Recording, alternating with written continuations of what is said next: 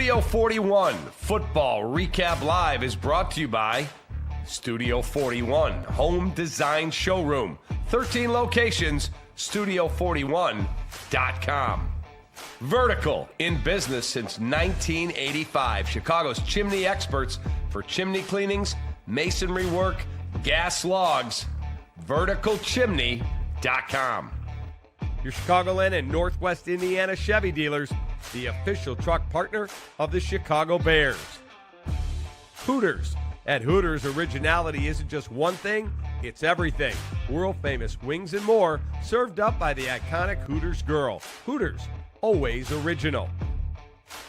Dr. Pepper, an American original, just like our Chicago Bears. Grab an ice-cold, refreshing Dr. Pepper today at a McDonald's near you.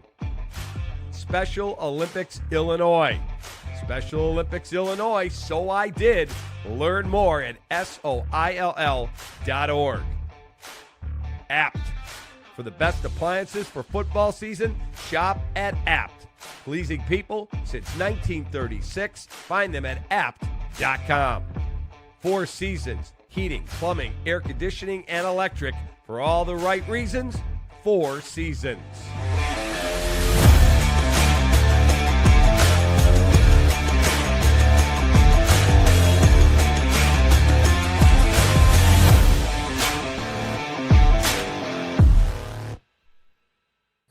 Welcome into Studio 41 Football Recap Live. I'm David Kaplan. That's my partner, Ryan McGuffey. And that's our guy, the great Tom Waddle, former Bears standout.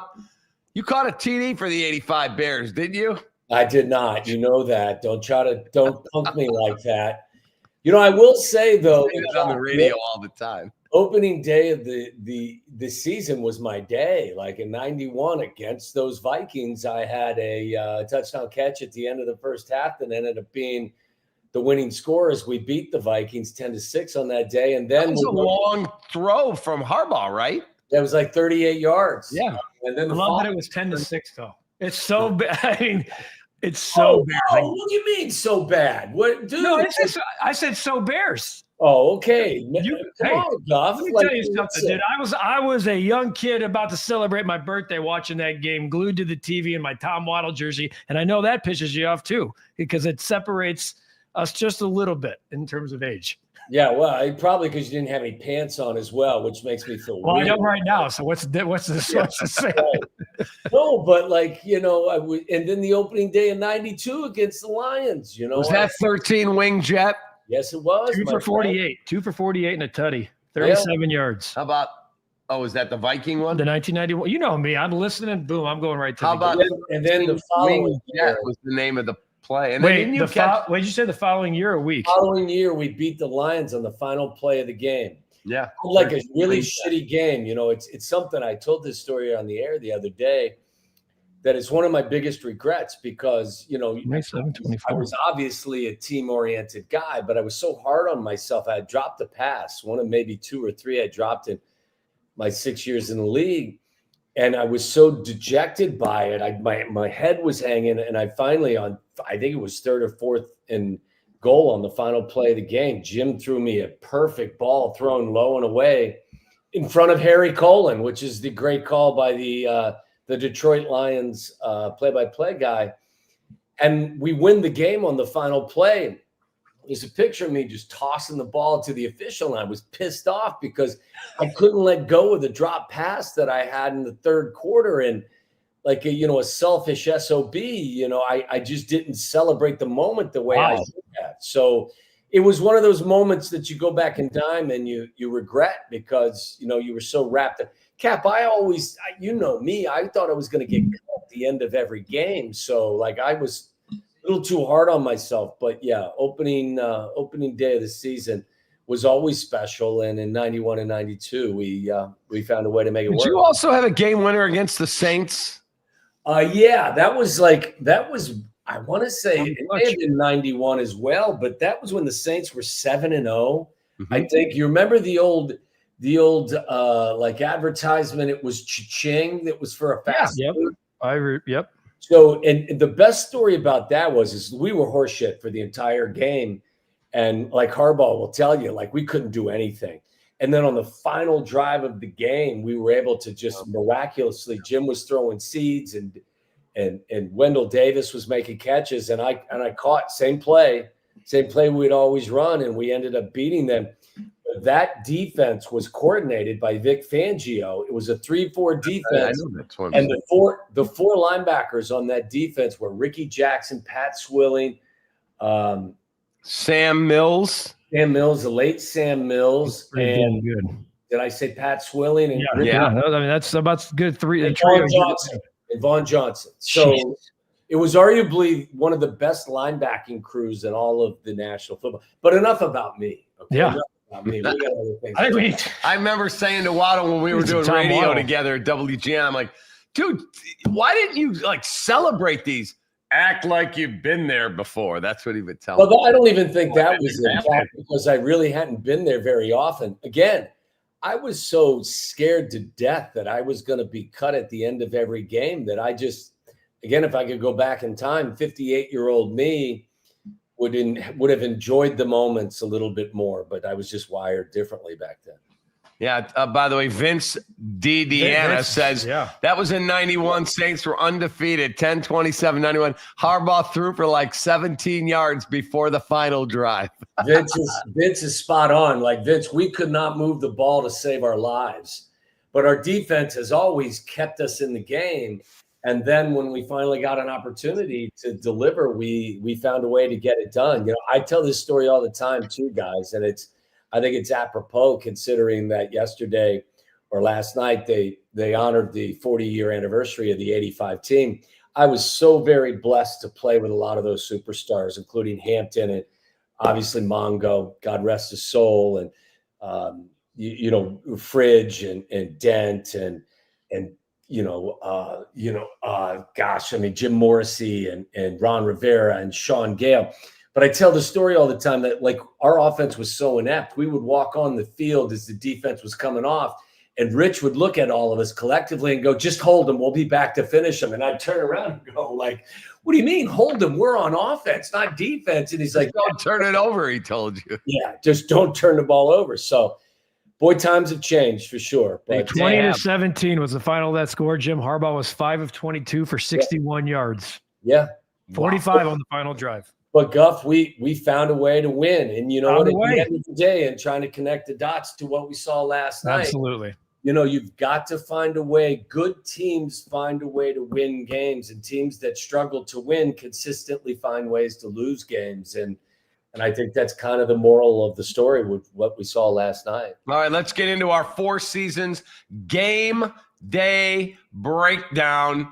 Bears collapse in the fourth quarter, lose to the Minnesota Vikings, a really tough, painful loss, 27-24.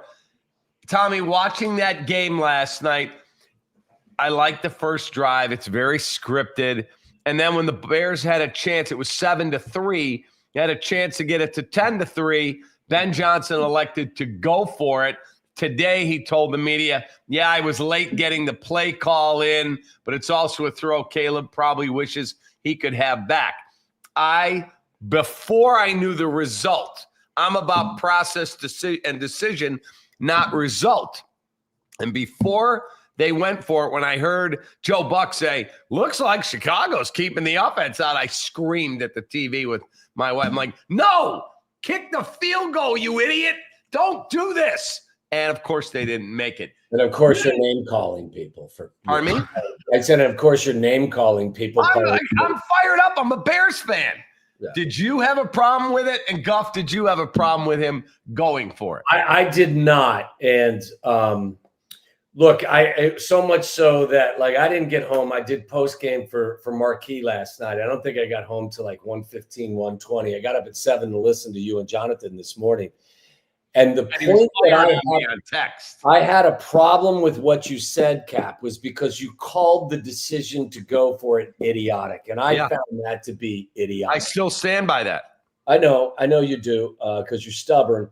I have no problem. I would have no problem if Ben Johnson had decided we're going to kick this.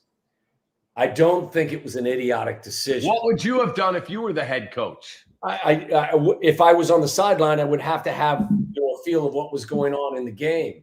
You're watching the game. What would you have done? Probably have gone for it. I would have gone for it with no regrets. Well, I mean, listen, I'm not going to – this is the difference between you and I. I'm not going to tell you that your opinion on it was stupid. I think the reasoning is completely understandable. And as I said to you this morning, if you decided to kick it, fine. If you decided to go for it, I understand as well. That's why you brought Ben here. You brought Ben here because he and Dan Campbell as a group, they were very, very aggressive and very successful. They dialed up a play at 4th and 3 that was wide ass open. Player execution or the lack thereof is the reason why that they did not continue that drive. So to me, the bigger crime is not the decision to go for it on 4th down. The bigger crime is a lack of player execution. One's a misdemeanor, one's a felony. Like if you watch that play, and I know you have because we both watched the all 22, it is a crime. Oh my God. That 4th and 3 was not converted. Like that's a throw that, it's very funny, not to go off on a tangent, but Caleb's a guy that will make plays over the course of a game that only 1 or 2, 3, 4 guys in the league can make. But he'll make mistakes and miss throws that every quarterback in the league can make. And that's a throw that every quarterback in the league can make. So after the timeout, Cap, the offensive coordinator / head coach devised a play that was wide ass open. The players failed to execute it. Now, again, if you decided at the start of all of this that, you know what, forget it, we're just going to kick the field goal, I'm cool with that. But I think that your harsh reaction to the logic behind the decision for what they did was just way over the top. Yeah, I don't see any logic, but I'll give you logic. There's a 58% conversion rate on 4th down and 3 in the NFL going back to 2013. 58%. Okay. So the new NFL, I saw one of the comments. What was the conversion rate of kicking the field goal? I'm not talking about, well, I don't know, because your kicker barely made a 42-yarder that snuck in around one, and he's wide-ass right on the other one. He's also one of the most accurate kickers we've seen. We're not talking about kick. We're just talking right now about the decision to go for it on 4th down. I thought in the moment, I honestly did feel it might have been a decision of arrogance, but a guy who in theory has earned it over the course of the last few years because of what he's done in Detroit, who, by the way, in 2024 had a 68.5 conversion rate on 4th down. So he was playing his own metrics. That's 2025 NFL. Yeah, but you can't bring Detroit into this. Of course you can. Ragnow, Decker, Sewell, Gibbs, Montgomery, Amon-Ra, Sam Laporta, Jamison Williams. I'm bringing in and Jared Goff. I'm bringing in the entire NFL's conversion rate on 4th and 3 from 2013 to current. Not just the lines, but 58%. Those numbers mean nothing to me. My quarterback has not earned the right to go for it. I would have Cap. That's exactly where I will jump in and say to you, if that is your baseline, then there's no reason for Kevin O'Connell to even play J.J. McCarthy in the second half because he hadn't proved he was worthy of it. There's no reason for him to allow J.J. McCarthy to throw the ball in the second half of that game because he hadn't proved he could do it in an NFL game. So, listen, you have to have confidence in your guys, and you can't just use that as your baseline, is that he hasn't proven enough. Well, you trusted him with the rest of the game plan, the rest of the game. So why wouldn't you trust him on 4th and 3? And by the way, you dialed up something that was delightful and delicious, and the quarterback threw a Daniel Palencia ball to the screen that just was a horrible throw and a lack of player execution. So, look, again, you and I don't know why we're arguing about this. If you decided to go for the field goal, I would have understood it. The fact that they chose to go for it on 4th and 3, when that is who he is by nature, and the guy you gave $13 million a year for because that's who he is, right? To say that is idiotic, reasoning for doing it, I just think you got out over your skis this morning, and I had to send you a text. He sent me a screed. He didn't send me a text. He's a screed. Let's take a look at our Caleb Williams Winging It numbers brought to you by our great partners at Hooters, 11 Chicago area locations, originalhooters.com. 21 to 35, 210 yards, a tutty, no picks, 6 carries for 58 yards. That is our Hooters Winging It numbers. But, Tommy, if you take away the 10 for 10, He's 11 for 25. Yeah. That's bad. Yeah, and Cap, it was a 60% completion rate over the course of the entire game. And we talked a lot, and the statement was made early in training camp, and then everybody kind of highlighted it that the goal this year was 70%. But I think I told you guys, I think 20 quarterbacks last year in the National Football League that started at least 10 games completed 66% of their passes. Like, that's the new NFL. We know that. If you're not completing 66% or 67%, you're below the pass fail line. So 60% is not good. But like you mentioned, Cap, after the 10 for 10 start, he was just 11 of 25. Not just that, but he was 44% off target in the second half. And his off-target number for the game, worst of any quarterback this week. 7 of 18 in the second half. 7 of 18 for 86. It was just under 30%. So, look, these are the problems that I think that unfortunately that the Caleb in this offense that they have dealt with over the course of the last year in a game, is that there's way too wild of swings. Like, again, he can do some things that only a handful of guys in the league can do. But unfortunately, he also misses some throws that every quarterback in the league can make. And in this league, you just can't be that inconsistent. And if you heard what Ben had to say today when he met the media, he said, look, there were some good things, but every part of what they did last night was inconsistent, too inconsistent. And that includes the quarterback as well. So, he'll make a throw rolling to his right, completing a pass to Rome that is just spectacular, and your jaw drops. And then, a play later on 4th down and 3, I know a play you didn't even want to see, a guy is wide open and he airmails the throw. And it's just the inconsistency, I think, is the one thing that they're really struggling with up there to kind of wrap their arms around. I'm concerned about the comfortability, Tommy. I mean, I don't think he looks comfortable in the pocket. He almost prefers to get the ball and roll right immediately, even though that to me, we talk about those throws. The Rome throw comes to mind. He seems to prefer that 9 times out of 10, and it's showing itself. It sure as hell showed itself in the second half. And if you watch the all 22, it's uglier than I expected it to be. Yeah, but Tommy, I'm talking second half here. No question. But then I read Kurt Warner's like, I thought Caleb was pretty good. I'm like, no. What?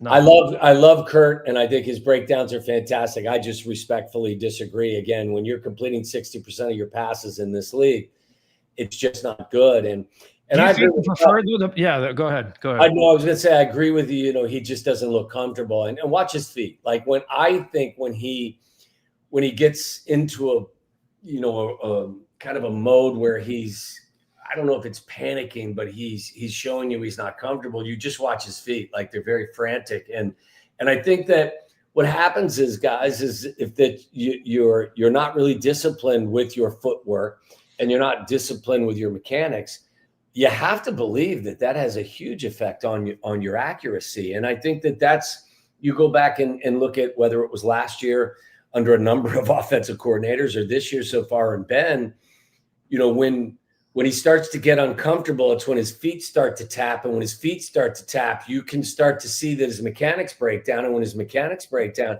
that's when the inaccurate throws begin to become more of an issue. So I know they tried, guys. They tried really hard, especially in the second half, to try to, get the running game going to kind of take some pressure off their young quarterback. But, I would just say this, you're not going to win in this league, first of all, when you have 12 penalties for 127 yards and you're 3 of 12 on third downs, and your average yards to gain or to convert that third down is just under 11 yards.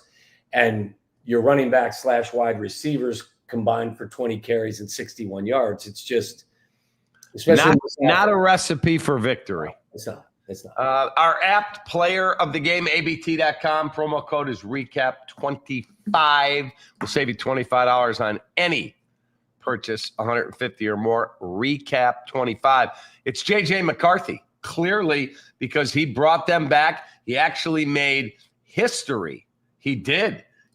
No one's ever done what he did in their debut game in the fourth quarter. He was sensational. And watching the video of him getting the game ball from Kevin O'Connell. And I was jealous, man. I'm like, God, I wish we had that vibe in our room. Yeah, I got a really good I know the family a little bit. Jim McCarthy, his dad, is a super guy. He's a lifelong Chicagoan, and he and his family, they're lifelong Chicago sports fans. In fact, he sent me a text several days before the game, and she sent me pictures of JJ in a Brian Urlacher uniform. The first professional football game that Jim ever took JJ to was a Bears-Viking game when he was 4 years old. So like their heart and soul is here in Chicago, but obviously they're rooting for their son. It's a great family.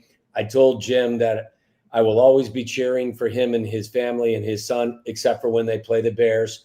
So I was hoping the Bears would get the best of them. But this young man he's a winner. I think now he's 67-3 or 68-3 since his sophomore year in college or in high school. He had never taken an NFL snap in a regular season game, but he stayed poised. He stayed, locked in. I know that there were some people even at our station that said, well, he's just, maybe Shay said he was, what did he say, Cap? How did he? In the first half, he's texting our text chain, Shay Norling, our great executive producer of Cap and J Hood. Hey, Jay Moore, get the Service Academy Navy fight song up because he's a Service Academy quarterback. That didn't end well for Shay. And Shay should have known better. Like, look, Jim Harbaugh did what he had to do to win a national championship. But in the process, JJ completed 72.3% of his passes his senior year, his last year, and had a 5-1 touchdown. He's 65-3 as a starter since high school. So, like the kid is not, you can't shake him. He obviously didn't play well early. I thought Dennis Allen had a fantastic game plan, despite the fact he was missing 3 of his starters. Thought the defense was dominant. Thought it was a mismatch for a very long period of that game. But at the end, I think you give this young man a lot of credit. You give Kevin O'Connell a ton of credit. And, they found a way to win. Isn't that what you always say, Cap? Get a cup of coffee in the morning and try to find a way to win. That's it. Like Bill Cuda says, but Cap says it. Get a cup of coffee and find a way to win a baseball or football game. So here's what I loved about JJ. After he throws the pick 6, they cut to the sideline. And what's that guy doing? He's not sitting in front of a Microsoft Surface iPad. He's going up and down to his line, to the defensive line, etc., saying, we're good. He's high-fiving and fist-pumping every single one of those guys after he throws a terrible out on a pick 6 that any one of us could have taken to the house. Yeah. And you look at Caleb, and I'm a Caleb guy, and I'm not ready to put – there's a lot of people chanting the Tyson Bagent here in the chat. It's way too early. I need to see 6 weeks before I'm ready to say, okay, it's not working with Ben. I'm not doing that. We're not. It's way too soon. However, when I look at those 2 guys on the fourth quarter and how the body language and the passion and the sideline flipping, and you see Caleb kind of go to the sideline and just they cut to him and he's sitting there. He is looking at the iPad. Sometimes he just kind of looks like he's moping, and I don't want to sit here and dissect body language. But JJ McCarthy, despite the numbers through 3 quarters, still felt like there's no doubt in his mind they're winning that football game. And I loved what he did as a young kid, making his first start to a veteran team that's won a lot of games with arguably, and maybe in my opinion, the best coach in football, saying, we got this. Yeah, everybody's different, Goff. Everybody responds to adversity different. Everybody, I go back in time and I used to watch Mongo pound his head against his locker door and, have 9 cups of coffee. And then next to him is Richard, who just does it differently. He gets prepared. And on game day, when you're on the sideline, everybody's a little bit different. So at the end of the day, I think that, at least for me over the course of time, being the old guy that I am, I look at the production and then I make my evaluation based on that, not so much on body language and anything else. So at the end of the day, I think the difference between Caleb and JJ was JJ made the plays when they needed him to make plays, and Caleb had, at difficult times or at crucial times didn't come up with the same types of plays. So, and, I thought that offensively, we tried to establish the running game in the second half. They couldn't get it going. The Vikings established a running game in the second half. And when you do that, especially Jordan Mason. Yeah, Jordan Mason, did a really nice job. In fact, I thought that Aaron Jones was going to be a problem. In fact, I was suggesting that, hey, keep an eye on Aaron Jones, especially if TJ can't go, because Kevin O'Connell is a great coach. What he's going to do is he's going to try to get Aaron, who's a great receiver out of the backfield, isolated on one of those linebackers. And he did for a touchdown. It took him into late, third or fourth quarter, and that's what they did. So, look, again, Guff, I think it was more about in crunch time, JJ delivered. He made throws. The throw to Justin Jefferson was a seed, it was a great throw. The throw to Naylor to end the first half was also a good throw. I mean, the kid can play. It's just that, and he's, I thought it was funny too. I believe on Dan Graziano on ESPN said it today on whether it was Get Up or one of the other shows. He said, look, JJ McCarthy probably got more out of his rookie season sitting and watching and being tutored by Kevin O'Connell than Caleb did being in the chaotic environment he was up at House. Fair. Really good Fair. point. It's a great I think it's a really good point. And when push came to shove, you got to give JJ a ton of credit because he delivered. All right, our Dr. Pepper play of the game. Tommy just said it. JJ McCarthy to Naylor, 28 yards, set up a 59-yard field goal that ties the Soldier Field record before the half for the Vikings. It got it to a 10-6 ball game. So really good throw, really good catch, and it set that opportunity up, and there you go. Bam, what I love about that most, by the way, is that most teams in that situation, they're either kneeling on it or running a quick, they're a 10 trap, and then we go to half. No, not Kevin O'Connell. He's like, I see opportunity here, knowing that the Bears are getting the football out of half to go steal 3 points, and he does. I would say this, though. The one thing that, and I think Kevin's a great coach. I thought it was a kind of a questionable decision at that point. There was 11 seconds on the clock, and they had no timeouts left.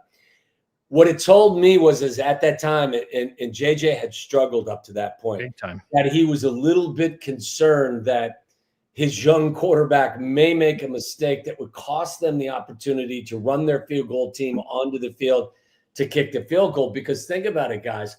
If you miss a 59-yarder with 11 seconds, that ball's coming back to the Bears. It's one quick, play, and then you can get your team on the field for. So that could have been a really pivotal moment in the game. They were fortunate that their kicker made the 59-yarder, but I did think that the decision to kick it with 11 seconds on the clock was a little bit weird, but I think it was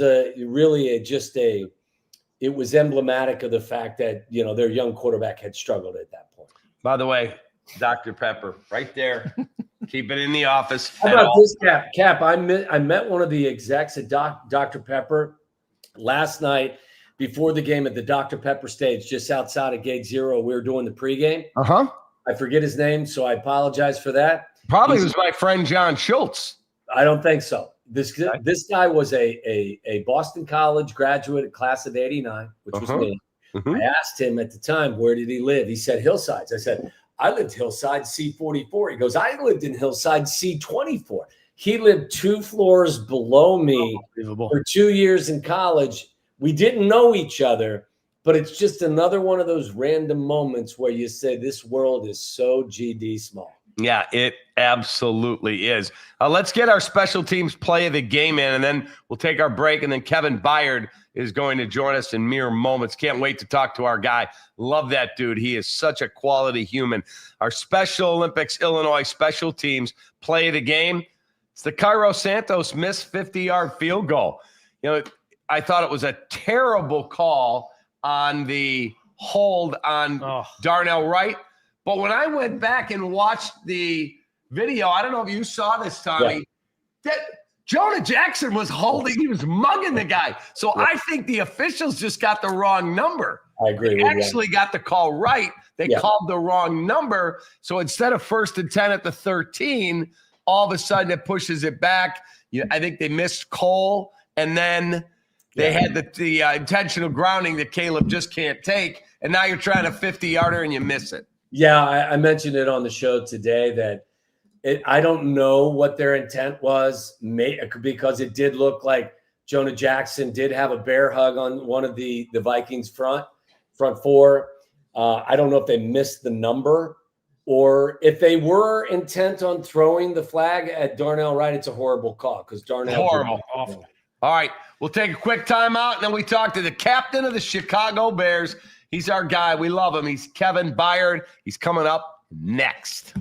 Studio 41 Football Recap Live is brought to you by Studio 41 Home Design Showroom. 13 locations, studio41.com.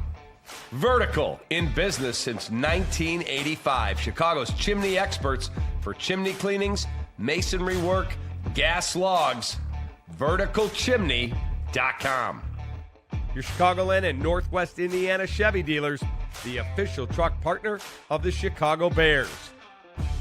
Hooters. At Hooters, originality isn't just one thing, it's everything. World-famous wings and more, served up by the iconic Hooters girl. Hooters, always original. Dr. Pepper, an American original, just like our Chicago Bears. Grab an ice-cold, refreshing Dr. Pepper today at a McDonald's near you. Special Olympics Illinois. Special Olympics Illinois, so I did. Learn more at SOILL.org. Apt. For the best appliances for football season, shop at Apt. Pleasing people since 1936. Find them at apt.com. Four Seasons, heating, plumbing, air conditioning, and electric. For all the right reasons, Four Seasons. Our family had been talking about redoing the kitchen for a long time. Studio 41 had all the pieces I wanted. With Studio 41, we found their prices competitive. They helped us stay on budget. They spent a lot of time with me in the studio, and I got to touch and feel things. Our big fear was if you go online, who's standing behind the product? Studio 41 had the best selection, and they took her ideas and brought it to life. It was everything I dreamed it could be. Visit studio41.com to find a showroom near you.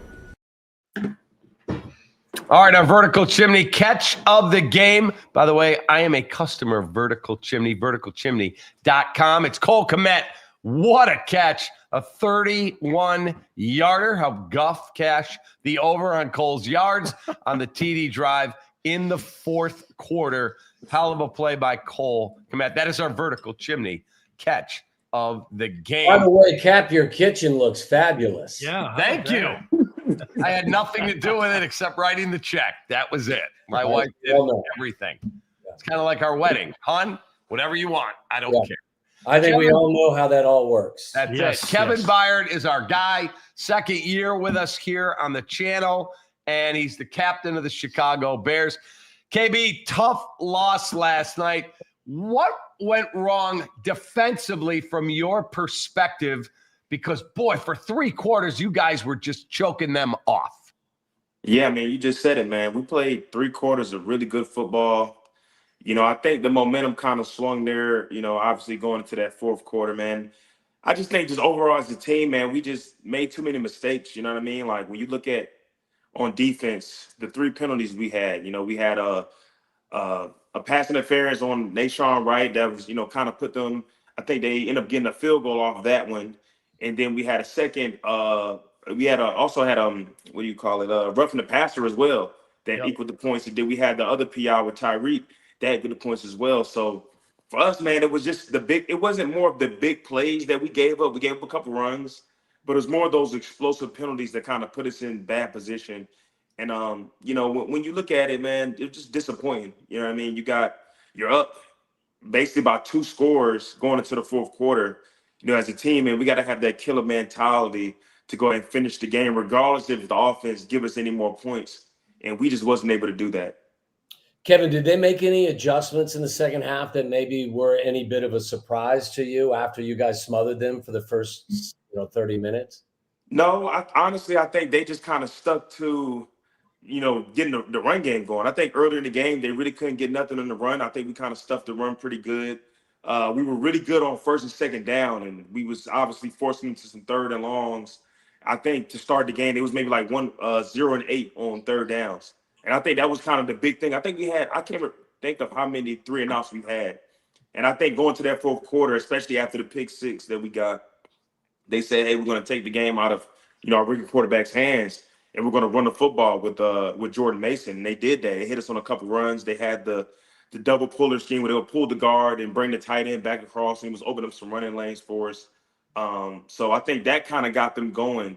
And once their run game kind of got going, I think it kind of put us behind the 8 ball a little bit. So we definitely got some things we need to clean up there. But like you said, those first 3 quarters, man, we played phenomenal defense. Just couldn't finish it out. 6 3 and outs in the first 3 quarters.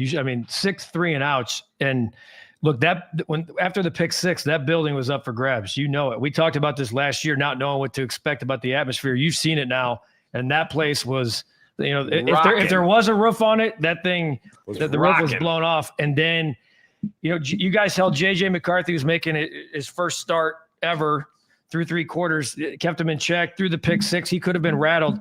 He kind of flips the script. What about his play?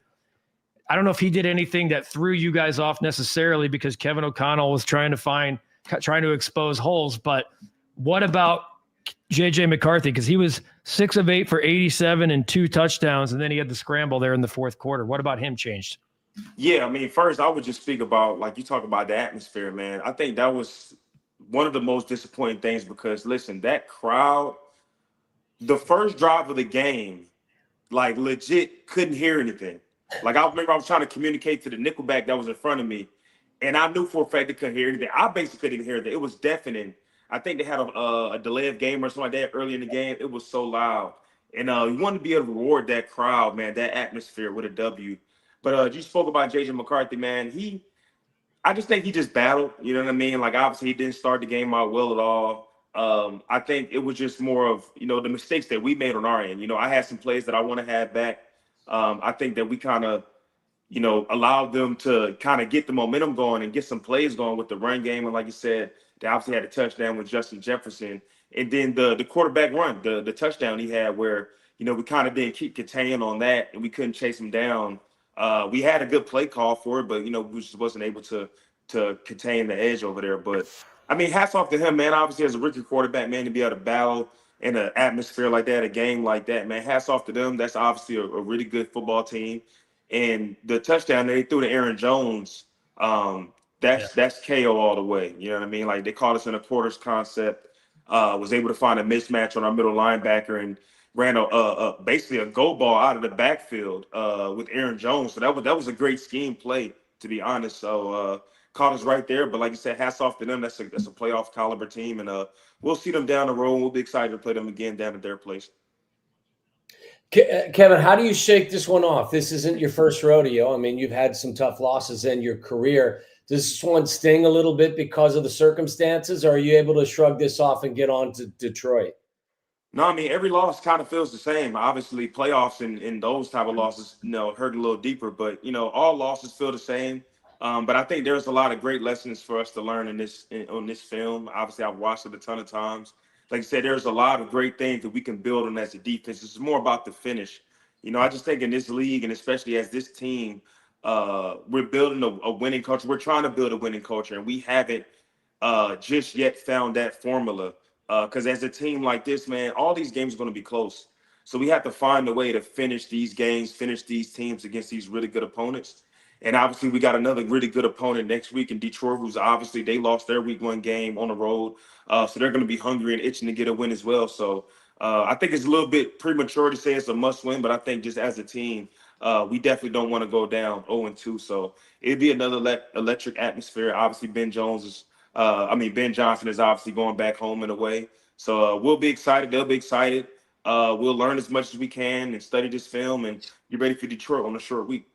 Kevin, in terms of Ben, he went to the podium yesterday. I don't know if you saw it, where he said, I made my share of mistakes and I've got to be better. And so does Caleb, and so does everybody, and all of that. What was he like post-game talking with you guys? Because it does seem that he is much more forthright, much more in terms of honesty than we saw in last year's coaching staff. Yeah, I mean, he was just exactly what he told the media. Took accountability. And I think we were just more of the message that we just let that one slip away. You know what I mean? Like, and I mean, everybody felt the same way. We all had a part. And I told the team as well after the game, like, we all played a part in this game. We're not going to sit here and point the finger at anybody. If you're going to point the finger, point at yourself. Everybody had plays that they wish they could have back. Offense, defense, special teams. We had a block punt. So it wasn't just, one player or one situation or one play. It was all of us that played a part in losing like that. So, like I said, that's one thing that we had to really tighten up because, in those type of games, those atmospheres, us and our, best players, I look at myself included, we got to finish and we got to make sure that we're just playing at the highest level possible to go out there and win those games. You've pretty much seen everything in your career, and you've had coaching changes, et cetera, coaches fired, coaches hired. You just talked about the winning culture, and a lot of people think that can just be implemented from February to game one. It's not. It takes time, and no one wants to hear this. People don't want to be like, right. I'm sick of being patient. But how long can that take? Because it's not going to take a full season, but is it week 3, week 4 to the bye week where you feel like, okay, this is Ben's system team. We know what's going on. We get a win. We don't get a win, whatever. We know what this group is about. How long does that take? I would just say it's kind of tough to put a timeline on it. Obviously, we want to be able to go out there and win early in the season and win as many games as possible. That's what we're all trying to fight to do. But like I said, I think that, in this instance, when you look at the work that has been put in since April, going all the way up through training camp, there's a lot of things that are still unknown about your football team. You can do all the installs. You can run as many practices. Obviously, we've had a very physical practice, and I think it was shown out there on the field. I mean, we played physical. We played with great effort, but you only can really learn in games like that. I think games like last night is a very good learning lesson for us as a team to say that, hey, when we get in these situations again, we have to finish this way. And I'm pretty sure that Ben Johnson is going to point that out in the team meeting as far as, the keys to victory and all those type of things. We just as a team and as players just have to have a better killer mentality, in my opinion, to go out there and win those games. Because like I said, man, this is not really more about winning the game. It's more about finding ways to lose the game. And I think we found ways to lose that game by the critical mistakes that we made towards the end of that ball game. Kevin, from an arm's length distance, I so much admire the coaching staff that Ben has put together, whether it's Antoine Randall, it's Eric Bieniemy, it's Al Harris, all guys that not only played in this league at a very high level, but also have coached at a very high level in this league. Dennis Allen's had tremendous success as a DC. Rochar has been a very accomplished offensive line coach in this league.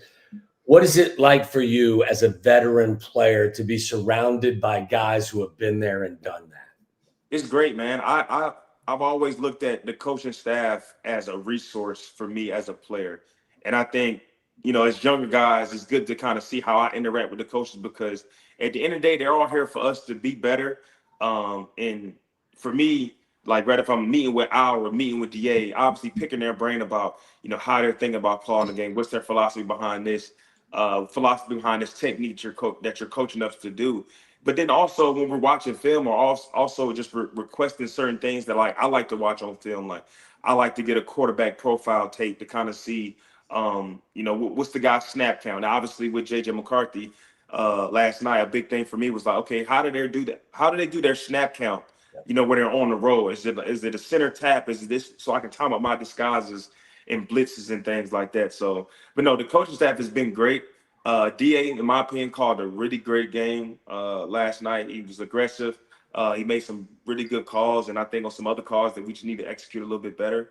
But yeah, I think our coaching staff is we're surrounded by greatness, and I think it's gonna bode well for us in the long run for sure. I think it's cool to see coaches use you as a resource as well. It's been very apparent to me here in year 2. Your status on this team. You look at Lawrence, the comment there saying you're a true leader. Love the accountability.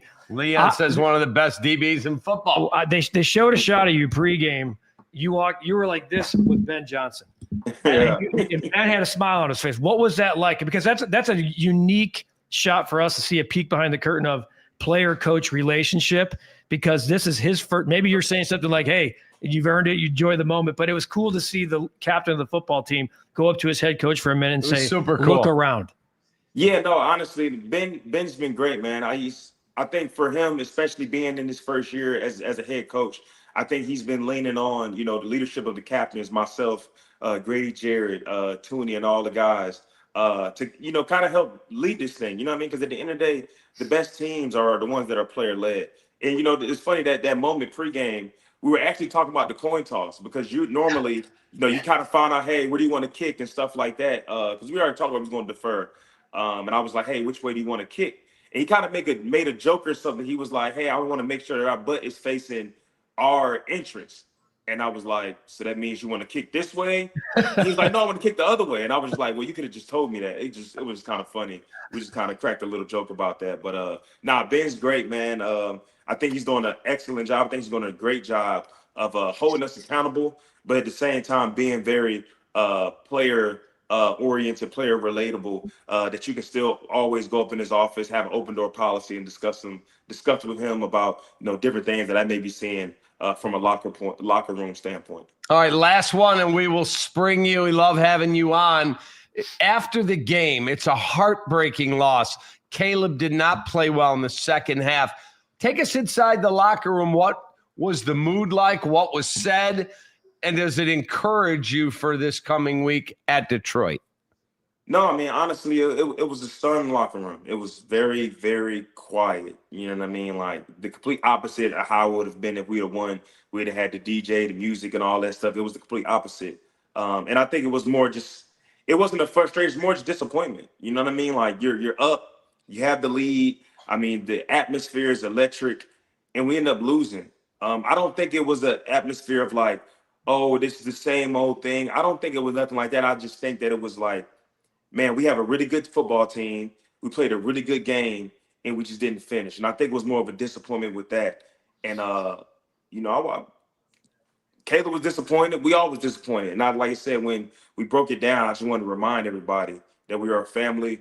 We're going to stick together. It's very early in the season. And when it comes to this thing, man, all of us play a part in winning and losing. So don't point the finger at anybody. We'll stick together. And we have another great test coming up in Detroit, man. So I'm excited to get up there and obviously learn from last week and try to go up there and get a W on the road. All right. And then maybe next week you'll have your first guest.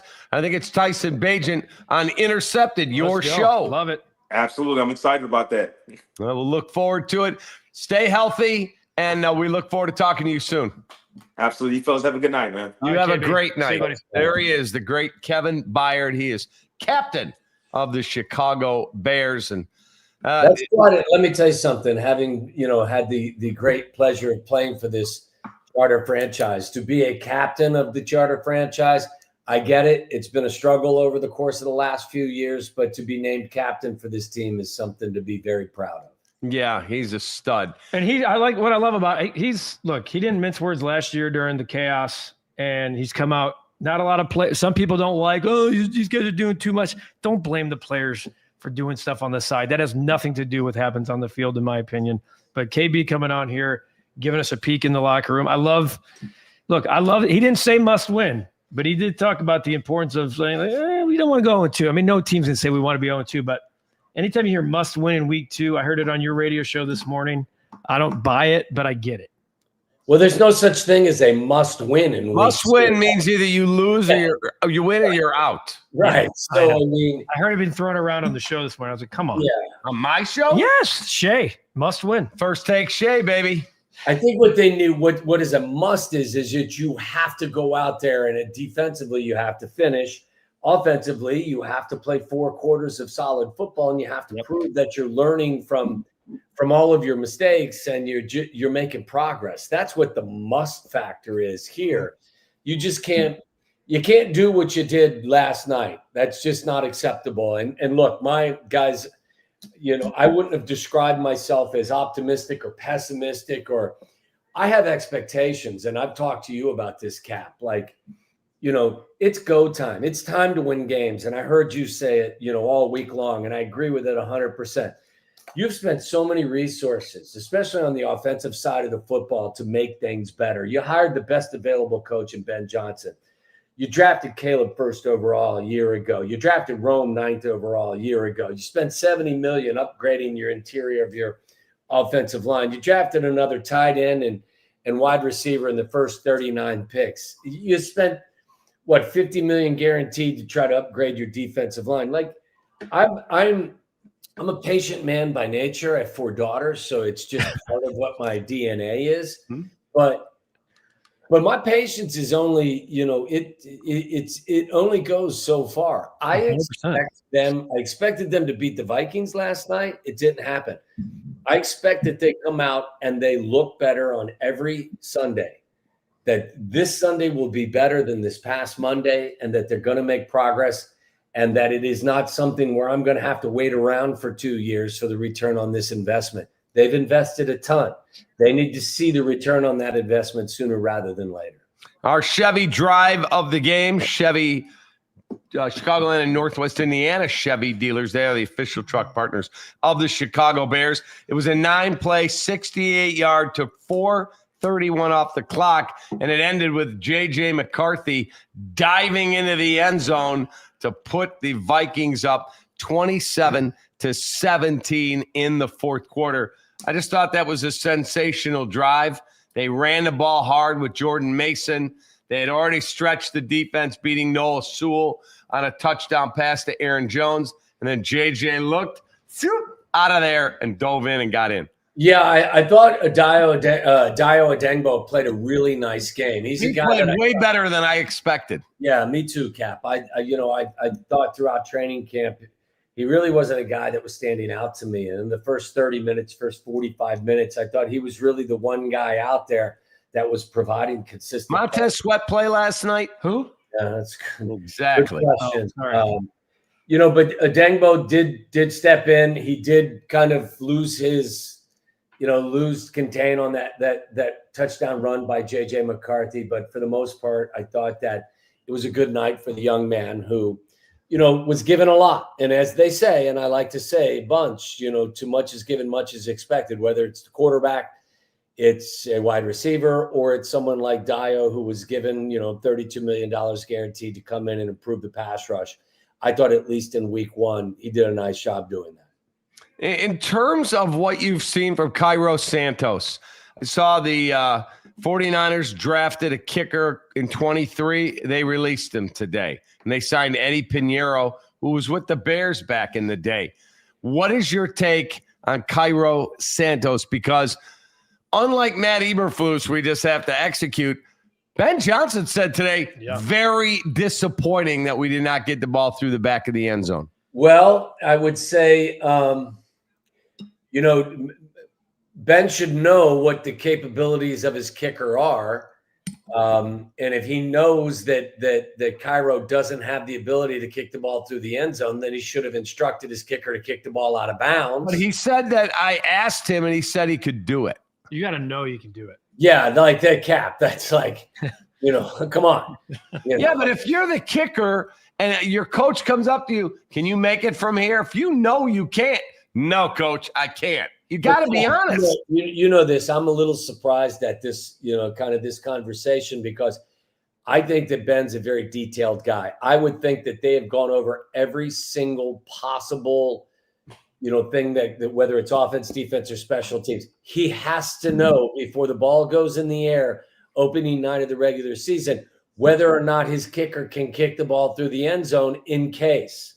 So if you didn't know, shame on you for not knowing. If you did know and you still sent him out there, shame on you for doing that. You should have asked him to kick it out of bounds. So I don't think you're going to take the captain, the C off of his chest now that he's been elected a captain. But, it's a really good question. He missed a 50-yarder in this game, which was crucial. He has had tremendous success and good accuracy from beyond 50 in the last couple of years, but he doesn't have the strongest leg in all the National Football League. It's really good. It's something that they probably are discussing up at Halisol, but it would seem very weird that you would be looking to replace a guy that the fellas elected captain before the season began. But would you be leery of, and I was in my car for a while going to pick up some dinner for our crew here, and I heard Sylvie say to you today, would you be leery of cutting a guy because he was the captain, or would you be leery of not cutting a guy and only keeping him because he's the captain? No, I mean, look, if you think that there's somebody better out there, you relieve him of his duties and you replace him. That's just the reality of the situation. But I just think, again, even the discussion of the hypothetical just feels so Bears-like. Yeah. You know what I mean? Like, yeah. You gave him an extension a year ago. You named him a captain, and now you're trying to replace him. You know who he is. Yeah, you should have been thinking about this in the offseason. Yes. I also look at the running back room, Tom, and I'm like, yes, I have that question. Ryan, Roschon Johnson, Kyle Monangai, and DeAndre Swift, that might be the worst running back room in the league. Yeah, I can't argue that there are better, there's a group of better runners throughout the National Football League. I would say, again, you and I have had this conversation a bunch. I value running backs maybe a little bit more than our guys, Carmen Yurko, do. Right. But I do understand their point. It starts with your offensive line, and if you're not creating space, it doesn't matter if you have Saquon Barkley. Look, go back and look at some of the years that Saquon had. Saquon Barkley's a great running back. Averaged under 4 yards per carry a couple of years with the Giants because there was nowhere to go. So it's kind of a hand type of thing. Running back's only as good as the offensive line in front of him. So, it didn't look like they created a lot of space last night against a very stout Minnesota front four. But yeah, you look at it, it's not the NFL's most impressive running back. And what frustrates me, Tommy, is that you got a team like the Philadelphia Eagles. They're getting richer.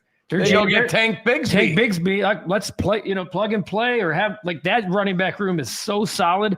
And what I love about the GM is he's not sitting on his hands. He got 5 new players in the last 3.5 weeks. With that said, fellas, I will remind you that with 0 training camp, Trey Hendrickson had a sack and 3 quarterback hits yesterday in Cleveland. So just saying. Just saying. Fair. All right, before we get out of here, prediction time for Sunday's game at Detroit. Bears a 5.5-point underdog. I had them winning against Minnesota. That did not happen. I had them losing to Detroit. Nothing has happened over the course of the last week that leads me to believe that it would be smart to change that perspective. Detroit did not look good at Green Bay yesterday, but I would suggest, or on Sunday, I would suggest to you that was partially them trying to find their identity, and partially the Green Bay Packers defense is damn good, fellas. They really it's better than I even thought it was. They're very good. I think they'll be focused. I think that they will be more ready to play Sunday. Ben's coming home, so I still think at top to bottom it's a more talented team in Detroit. So I will say it's a close game. I don't think the Bears go in there and get boat raced, but 23-20, 24-23, something like that. I think it'll be a close game, but I would give the Lions the edge in this game. I need to know about health on that defense. I need to know if are we getting Jalen Johnson and Kyler Gordon back? I don't know. One of them, none of them. I don't know. All of them. I need to know a little bit there. Obviously, Ben's going to be – I'm not worried about the coaching staff. Ben's going to learn from the mistakes. They can't have 12 penalties for 127 yards. You're beating nobody. We didn't talk much about that. Having 4 false start penalties at home is uncalled for. But yeah, this is a tough spot to follow up last night's game with, to go into Detroit, who's desperate. Everybody, the overreaction week 1 is death taxes and overreacting to week 1 in the NFL. That's the all-time certainty. Yes, it looked like the Detroit Lions missed Ben Johnson. You're talking about identity, but that damn Packers defense was flying around all over the place. I do think it'll be close. I don't think it's going to feel as close as maybe you think, Tommy. I got 27-21. I think the Lions, they cover currently at 5.5. I think the Lions sneak a cover in. Yeah, I actually think the Bears win the game outright. Okay, well, fine. I hope so. From your lips to the football god's ears. By the way, how did your Renegade fantasy team perform? I haven't checked the score. I did. Yeah, I did for you. What happened, Guff? The human bye weeks over here, Tommy. That's what we were called. This guy, he lost. He lost. Of course he lost. He scored a whopping I had 2 players on the bench get 25 or 26 each. He bragged. I didn't play him. He bragged about the funny part about that is I didn't play him. You could have in game, actually, because at Renegade you can do that. What was his total? What was his total point? His total for the week was Where are you at, Cap? Where did I see you at? Tommy, your endorsements. 97.22. What'd you have? I had over 100. So Me too. You lose, Cap. You lose. Hey, Tommy, week the one, buddy. human bye week's my ass. That's what I said. Week 1, that's all it is. I'm just leading the lambs to slaughter. Oh God. Well, you have to pay up now, so that's how it works. No, that's not how it works. It's 1 week. By the way, do you know what I bought on eBay? It came today. A signed Tom Waddle Boston College jersey. Oh, do you have it? Can I see it? It's at my house. I'm going to leave it for you tomorrow at radio so you can personalize it for me. My favorite part is I want to know if he actually signed it.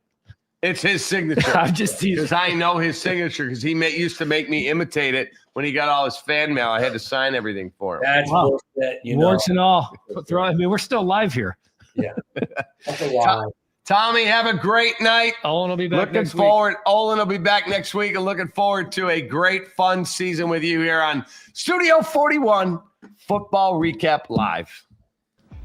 Studio 41 Football Recap Live is brought to you by Studio 41 Home Design Showroom. 13 locations, studio41.com. Vertical, in business since 1985. Chicago's chimney experts for chimney cleanings, masonry work, gas logs. Verticalchimney.com. Your Chicagoland and Northwest Indiana Chevy dealers, the official truck partner of the Chicago Bears. Hooters. At Hooters, originality isn't just one thing, it's everything. World-famous wings and more, served up by the iconic Hooters girl. Hooters, always original. Dr. Pepper, an American original, just like our Chicago Bears. Grab an ice-cold, refreshing Dr. Pepper today at a McDonald's near you. Special Olympics Illinois. Special Olympics Illinois, so I did. Learn more at SOILL.org. Apt. For the best appliances for football season, shop at Apt. Pleasing people since 1936. Find them at apt.com. 4 Seasons, heating, plumbing, air conditioning, and electric. For all the right reasons, 4 Seasons.